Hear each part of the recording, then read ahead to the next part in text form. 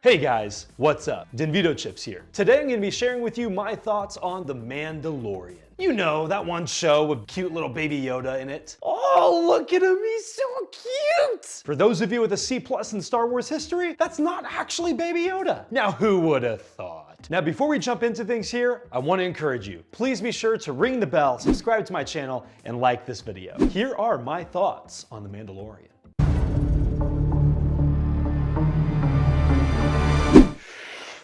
Wow, where to begin? First off, The Mandalorian breaks some serious new ground in the Star Wars universe. In being the first ever live-action Star Wars television series, Mando goes places and does things that Star Wars never has before, particularly in exploring the world of one lone Mandalorian bounty hunter named Din Djarin, played by American Chilean actor Pedro Pascal, at least 25% of the time.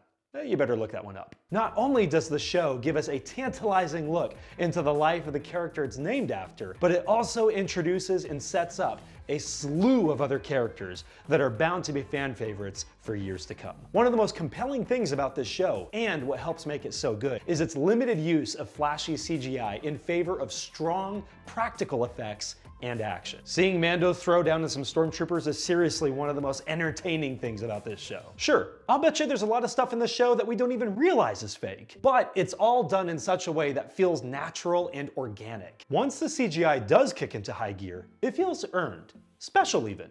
And that's a Disney Plus for sure. Another thing that this show does an awesome job of is cracking open that good old Mandalorian lore. Sure, hardcore fans of the Clone Wars and Rebels know that Star Wars has introduced us to the Mandalorian world already, and pretty flipping well, I might add. Yet as we know, it's not very often that what's animated comes into the live-action world, and that is what makes Mando an exciting exception. We get an in-depth look into the Mandalorian enclave on the planet Navarro. We get to see how Beskar steel is made into some sick Mandalorian armor, and we get to see the first appearance ever of the Darksaber in the live-action world.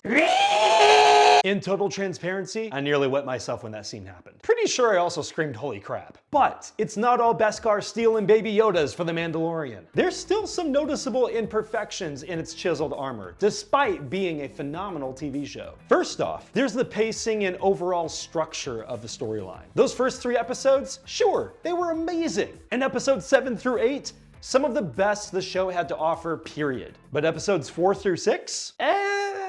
Look, it's not like those episodes were really that bad. They introduced us to some awesome new characters and gave us some pretty pulpy fun action in the mix. It's just that we had a hard time knowing what kind of show this was gonna end up being. Are we following one tight, cohesive storyline? Or are we watching something that's a little more episodic? Kind of like those old Saturday morning cartoons. By the time we've reached episode 7, we have an understanding that everything is part of a larger overall story. They just didn't make it very easy for us to know where things were going in the very middle of it. The second thing I'd like to mention is the tonal imbalance of some of the characters, particularly the babysitter from Tatooine and the band of rogues from the heist episode. I don't know for sure whether it was simply a script issue, a directional problem, or squarely on the shoulders of the actors themselves, but I found their characters to be just a little off-putting, maybe even annoying. I kind of just felt like they were written in to mix up the tone and to keep things from feeling too serious. Something that I already thought Baby Yoda was doing an awesome job of. But to me, they just didn't mesh well with the overall show. It's not something that sunk those episodes for me. I just felt like the characterization could have been improved on just a little. Just my opinion. That said, those are minor squabbles over a show that has completely changed the game for Star Wars and streaming in general. The Mandalorian is without a doubt one of the best TV shows of the decade, and I cannot wait for season 2 to finally flipping get here. The world needs more Baby Yoda, but not in the form of memes. For the love of Qui-Gon, quit it with the memes. And there you have it. Those are my thoughts on The Mandalorian. Have you watched Mando yet? What are some of your favorite things about the show? Please be sure to let me know in the comments below. And be sure to ring the bell, subscribe to my channel, and like this video. I have spoken.